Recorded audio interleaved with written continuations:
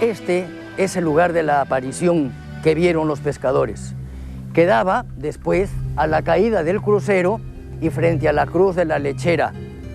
Este es entonces el sitio donde históricamente estuvo el comienzo de la primitiva ermita.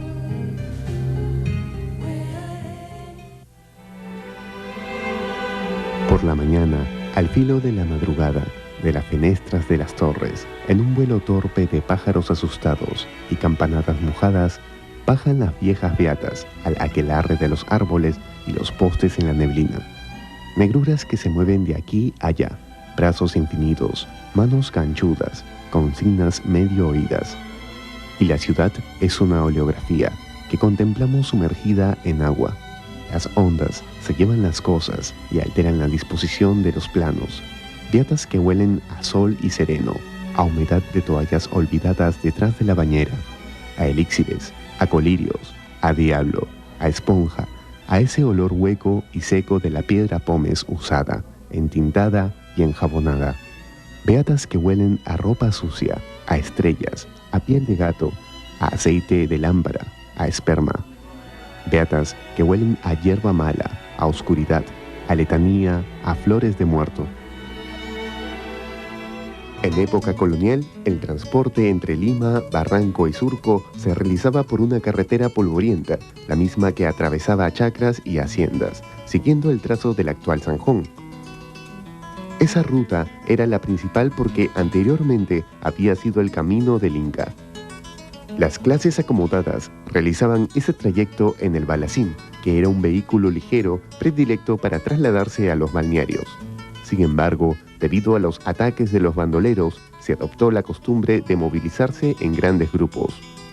Primero hubo carretas y se usaba el camino de los incas. Ese camino, el Zanjón y su desviación, los dos, la avenida Panamá y la desviación hacia Miraflores y Chorrillos, es hecho por los incas. Fueron los incas y forma parte del camino de incas que unía pues Cusco con Quito, o si quieres pues de Chile hasta Colombia.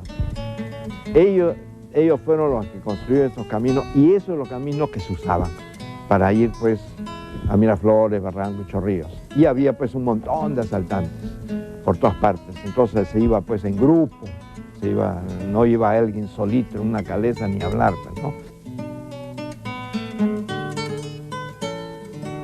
Años más tarde, el 9 de noviembre de 1858, 7 años después de la inauguración del primer ferrocarril de Sudamérica entre Lima y Callao, se iniciaron los viajes en tren a Chorrillos, con estaciones en las afueras de Miraflores y Barranco.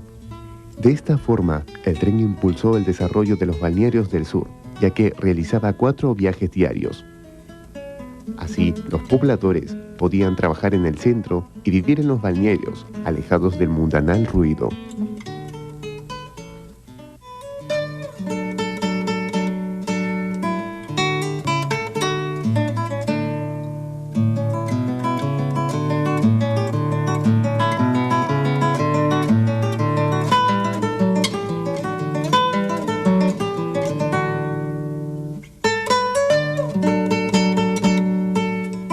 Este es el malecón de los ingleses. Cuando se construyó el ferrocarril en el gobierno de Castilla, empezaron a mudarse aquí distintos ejecutivos, por llamarlos así, del ferrocarril inglés que corría hasta Chorrillos. Vivían en las casas que tenemos al frente y que ustedes van a contemplar. Y a las 5 de la tarde se acostumbraba por ellos salir aquí, ellos con gorra, con pipa, bastón y sus esposas con sombrero y con sombrilla, y daban vueltas por todo esto, y eso fue lo que le dio el nombre de Malecón de los Ingleses. Duró el apogeo de esta costumbre hasta 1906, en que llegó el tranvía y el ferrocarril pasó a un segundo lugar. El ferrocarril venía desde Lima todas las mañanas, muy temprano, y partía de Chorrillos a las 7 de la mañana. Pasaba por aquí a eso de las 7:15, 7:20, y regresaba la gente que tomaba ese ferrocarril a eso de las 6 o 7 de la tarde. En aquellos años, un tranvía de sangre jalado por una mula hizo su aparición y llevó a sus pasajeros desde la estación principal hasta la entrada de Chorrillos, recorriendo la actual avenida de Osman. Barranco comenzaba a relacionarse con los distritos vecinos. Ya comienzan a urbanizarse Miraflores, Barranco e inclusive Chorrillos, de alguna manera.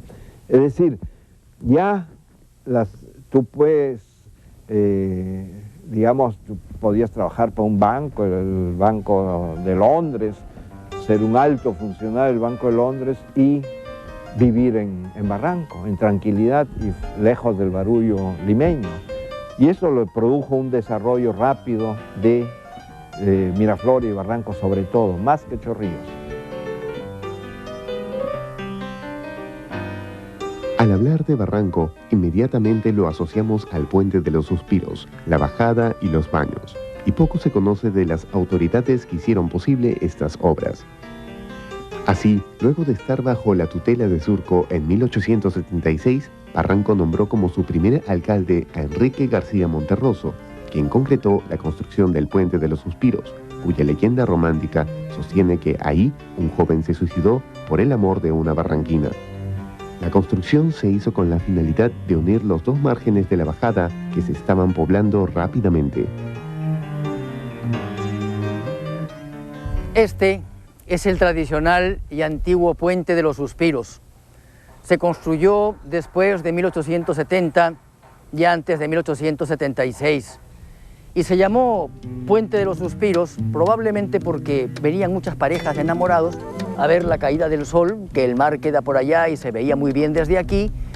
Y esto también era un lugar muy especial a las salidas de misa, porque aquí se ponían los hombres, los jóvenes, a esperar que salieran las chicas que estaban en el interior de la iglesia. A las 12, a la 1, esto era muy concurrido. Y ya al ocaso, a la caída del sol, esto era transitado por las beatas, ¿no? Todas envueltas en sus mantas negras, que venían aquí a los oficios religiosos del templo. Había una bajada muy empinada, pero por lo menos se podía bajar, con mucho esfuerzo, y se bajaba ahí. ¿Y dónde quedaba ella?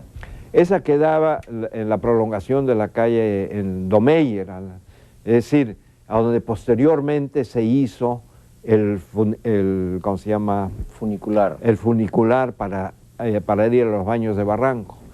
Lo que nosotros conocemos como bajada es una bajada artificial que se hizo muy posteriormente y que es la bajada que conocemos y que está cruzada pues por el famoso Puente de los Suspiros, y hay todas estas casas típicas barranquinas y le dan ese encanto a Barranco.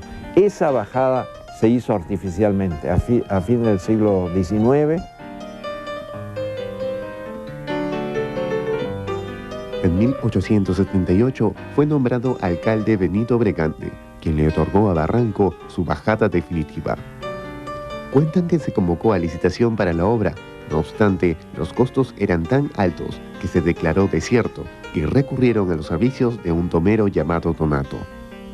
Él, conocedor de los sistemas de riego locales, llevó todas las acequias a la bajada, permitiendo que erosionen el terreno, logrando una pendiente más suave y a un costo mínimo en comparación con los elevados presupuestos de los constructores formales. Estamos en la vieja Bajada de los Baños, uno de los rincones más tradicionales de Barranco.